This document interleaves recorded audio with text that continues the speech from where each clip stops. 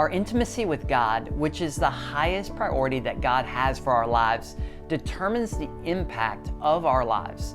A famous teaching by a devoted disciple and pastor, the late Dr. Charles Stanley. Do you have an intimate relationship with God through His Son, Jesus? No matter what we do for God, if we do not earnestly seek to know Him, He says that He will be unable to know us. That is the power of relationship. That is the power of a true disciple. Matthew 7:21 through 23 says, "Not everyone who calls out to me, 'Lord, Lord,' will enter the kingdom of heaven. Only those who actually do the will of my Father in heaven will enter. On Judgment Day, many will say to me, 'Lord, Lord, we prophesied in your name, and cast out demons in your name, and performed many miracles in your name.'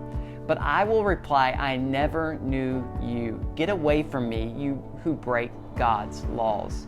Earlier in this chapter, we find another one of Jesus' sayings where He encourages His disciples to keep asking and you will receive.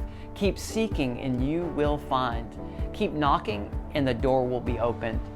You see, when we open our hearts to God and say, "Search me, know me, test my thoughts, see any way that does not please you, and lead me in your way everlasting," He is faithful to be found, faithful to respond, faithful to open the door, and faithful to transform.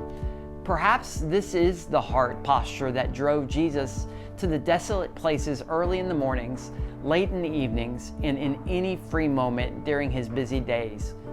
Prayer. Our intimacy with God, which is the highest priority that God has for our lives, determines the impact of our lives.